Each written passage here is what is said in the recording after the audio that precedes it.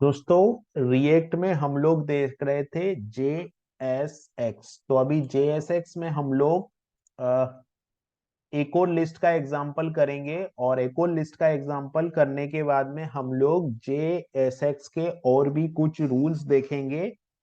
तो मैंने यहाँ पर एक HTML फाइल बना ली है और इस HTML फाइल में मैं बता देता हूँ कि हम लोग जो एग्जाम्पल डिजाइन कर रहे हैं उसका आउटपुट कैसा आएगा। उसका आउटपुट ये आएगा कि यहाँ पे एक आएगा।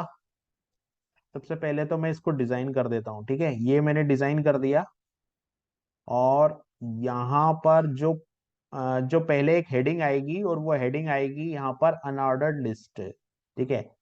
अनऑर्डर्ड लिस्ट के अंदर एक लिस्ट आएगी और उसमें 3 एट्रीब्यूट आएंगे और वो 3 एट्रीब्यूट कुछ भी हो सकते हैं। कोई प्रोडक्ट हो सकता है या जो भी है, कोई कॉन्टेक्ट लिस्ट हो सकती है। तो इस तरीके से मेरे को एक आउटपुट डिजाइन करना है और ये JSX का ही यूज यहाँ पर करना है इसको डिजाइन करने के लिए, ठीक है। तो मैं JSX को किस तरीके से डिजाइन करता हूँ, मैं यहाँ पर सबसे पहले तो मैं HTML5 लिख देता हूँ। तो मैंने यहाँ पे HTML5 लिख दी और यहाँ पर मैं लगा देता हूँ कि स्क्रिप्ट टेग, और स्क्रिप्ट टेग के अंदर मैं डिजाइन करूंगा। तो सबसे पहले मेरे को फंक्शन जो है, मेरा जो माई एपीपी फंक्शन है मैं उसको ले लेता हूँ। लेकिन चूंकि मेरे को यहाँ पर जावा स्क्रिप्ट की फाइल भी चाहिएगी, तो हम लोग क्या करते हैं, एग्जाम्पल 6 में जाते हैं और जो हेड टैग है वो कॉपी करते हैं।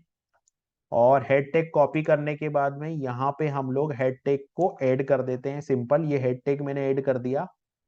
और अब जो यहाँ पर मेरे को एक रूट एलिमेंट चाहिएगा, तो मैं ये रूट एलिमेंट भी मैंने कॉपी कर लिया और ये बेसिक स्ट्रक्चर हमारे प्रोग्राम का है, तो मैंने यहाँ पर रूट एलिमेंट को कॉपी करके यहाँ सेव कर लिया। उसके बाद में मेरे को एक स्क्रिप्ट टैग चाहिए, तो मैंने यहाँ पर एक स्क्रिप्ट टैग भी इसके अंदर लगा दिया। तो ये मेरा हो गया स्क्रिप्ट टैग। और स्क्रिप्ट टैग के अंदर मेरे को यहाँ पे वो कोड लिखना है जिससे मेरे को एक लिस्ट मिल जाए। तो मैं बनाता हूँ फंक्शन। तो मैंने यहाँ पे लिखा फंक्शन। फंक्शन के बाद में यहाँ पर मैंने लिखा माई और माई लिस्ट, यहाँ पर मैंने लिख दिया माई लिस्ट।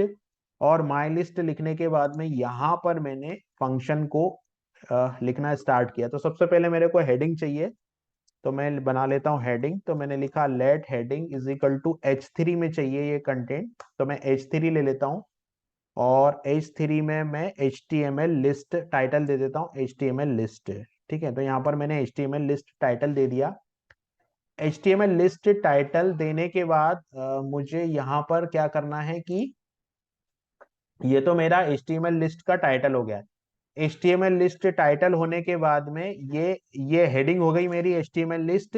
हेडिंग होने के बाद में लेट, और लेट के बाद में दूसरा मेरे को यहाँ पर चाहिए एक ULLI। तो मैं लिखूंगा यहाँ पर माई लिस्ट। तो मैंने लिखा माई लिस्ट और माई लिस्ट के बाद में यहाँ पर मैं माई लिस्ट के बाद में यहाँ पर मैंने लिखा ULLI। तो मैं ULLI बना देता हूँ पहले। तो ULLI बनाने के बाद में यहाँ पर मैं लिखूंगा UL, और UL के अंदर मैं LI × 3 कर देता हूँ, तो ये 3 LI हो जाएगी, ठीक है।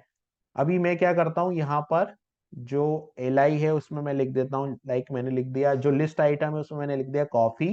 कॉफी के बाद में यहाँ पर मैंने लिख दिया टी, और टी के बाद में यहाँ पर मैंने लिख दिया कॉफी टी, और यहाँ पर मैंने लिख दिया मिल्क। 3 आइटम लिख दिए। तो ये यूएल मेरा बन गया। अब यूएल बनने के बाद में मुझे क्या करना है कि इस पूरे यूएल को रैप करना है एक HTML डिव में। तो मैं एक HTML डिव बना लेता हूं। तो यहाँ पर मैं लिखूंगा रिटर्न, और रिटर्न लिखने के बाद में मैं बनाऊंगा एक डिव। और ये मैंने डिव बना दिया, और इस डिव के अंदर मेरे को ये दोनों वेरिएबल जो है वो प्रिंट करना है। तो ये इस तरीके से हम लोग वेरिएबल को प्रिंट करवाते हैं करली ब्रेस के अंदर। तो यहाँ पर मैंने लिखा हेडिंग, और हेडिंग के बाद में यहाँ पर मैंने लिख दिया माई लिस्ट। ये हेडिंग हो गया, और हेडिंग के बाद में ये जो है वो माई लिस्ट ये वेरिएबल हो गया। अब इसको मैंने सेव किया, और अब इस प्रोग्राम को मैं यहाँ पर रन करता हूं।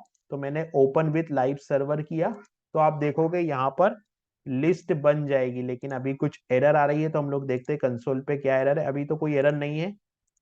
हाँ, अभी हम लोगों ने क्या है, रेंडर फंक्शन कॉल नहीं किया यहाँ पर, तो हमको रेंडर फंक्शन भी कॉल करना पड़ेगा। तो हमारा जो रूट एलिमेंट है वो तो यही है। तो मेरे को रेंडर फंक्शन कॉल करना है, तो मैं यहाँ पे लिखता हूँ रिएक्ट डोम। यहाँ पर मैं लिख देता हूँ रिएक्ट डोम। तो मैंने यहाँ पर लिख दिया रिएक्ट डोम, रिएक्ट डोम डॉट रेंडर रिएक्ट डोम डॉट रेंडर फंक्शन लिखा, रिएक्ट डोम डॉट रेंडर, और रिएक्ट डॉट रेंडम के अंदर फिर मेरे को यहाँ पर वो टैग, कौन सा टैग जो मैंने बनाया है, जो मैंने बनाया माय, और माय लिस्ट बनाया मैंने, तो माय लिस्ट टैग को मैंने लिख दिया, ये टैग मैंने बंद किया, और बंद करने के बाद में यहां पर मैंने लिखा डॉक्यूमेंट डॉट क्यूरी सेलेक्टर, और क्यूरी सेलेक्टर के बाद में यहां पे मैंने पास कर दिया हैज रूट। सिंपल। अब इस प्रोग्राम को हम लोग रन करते हैं तो हमारा आउटपुट यहाँ पर आ गया HTML लिस्ट, और यहाँ पर आ गया कॉफी टी और मिल्क। तो इस तरीके से JSX के अंदर हम लोग एक HTML लिस्ट को बना सकते हैं। अब हम लोग देखते हैं JSX की कुछ और पॉइंट। JSX ये कहती है कि एक तो HTML से ज्यादा स्ट्रिक्ट है JSX। तो JSX में क्या होता है, जो कुछ रूल है, अभी JSX के जो रूल है वो क्या कहते हैं, तो JSX के ये रूल है। सबसे पहला रूल तो ये कहता है JSX का कि जब भी आप कोई कंपोनेंट बनाओगे तो आपको उसको क्या करना है, आपको पूरा जो इंटायर्ड एलिमेंट है उसको एक पेरेंट रूट एलिमेंट में बनाना है। जैसे यहाँ पर हम लोगों ने डिव लिया है, तो ये डिव क्या है, पेरेंट एलिमेंट है।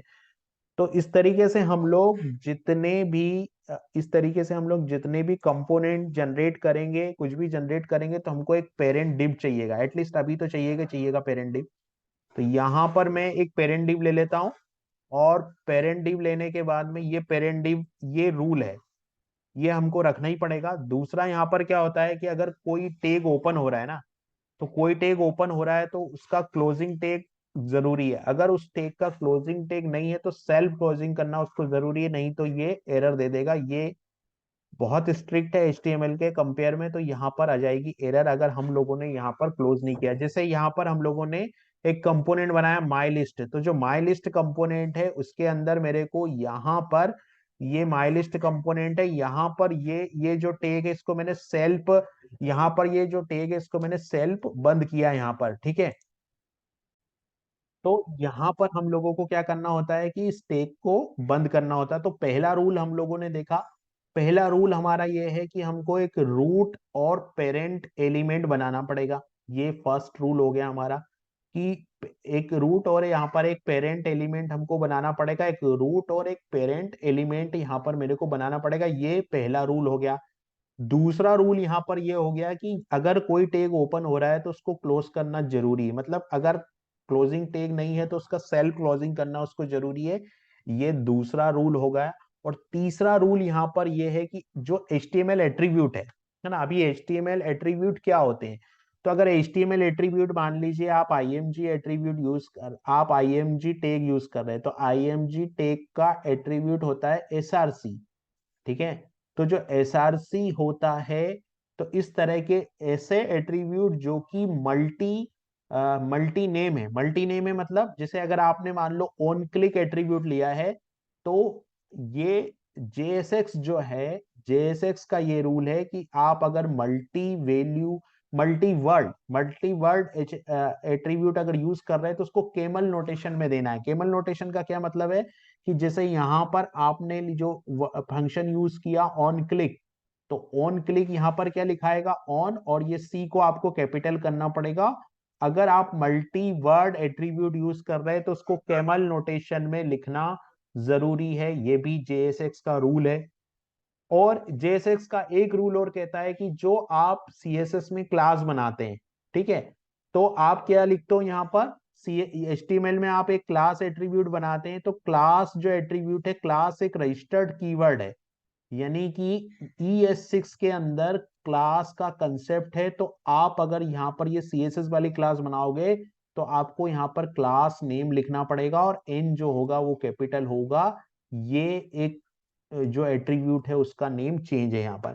तो ये कुछ रूल हम लोगों ने देखे, एक बार और हम सारे रूल देख लेते हैं क्या है JSX के जो रूल है वो, एक बार और हम सारे रूल देख लेते हैं। तो हम लोग चलते हैं यहाँ पर व्हाइट बोर्ड की तरफ और एक बार सारे रूल को हम लोग लिख लेते हैं। तो पहला रूल हम लोगों ने देखा कि there must be root parent element of entire JSX। जो JSX आएगा वो कैसे आएगा, उसको हमको एक रूट एलिमेंट के अंदर डालना पड़ेगा। पूरे के पूरे JSX को हमको यहाँ पर एक रूट एलिमेंट के अंदर डालना पड़ेगा, ये पहला रूल है।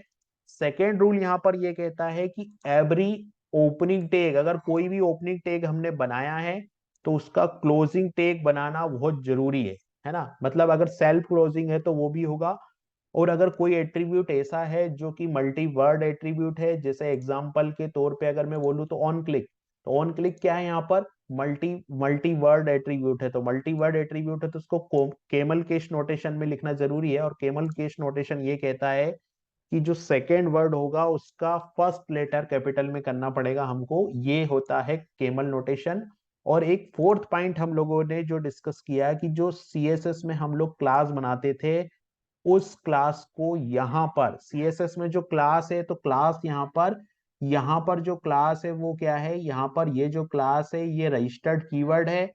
और ये रजिस्टर्ड कीवर्ड होने के वजह से जो क्लास कीवर्ड हम लोग यूज करेंगे, मतलब JSX के अंदर जो CSS वाली क्लास यूज करेंगे, तो वहां पर हम लोगों को क्लास नेम देना पड़ेगा और ये जो एन है वो कैपिटल हो जाएगा। तो इस तरीके से ये 4 रूल है जो JSX के रूल है। ये इन रूल का हमको ध्यान रखना है। और आगे आप हम JSX के कुछ और एग्जांपल करेंगे तो हमको और पता चलेगा कि JSX में और क्या क्या चीजें ऐड हुई। तो ये रूल हम लोगों ने देखे कि हमको कोई भी टैग है उसको क्लोज करना जरूरी है। ठीक है।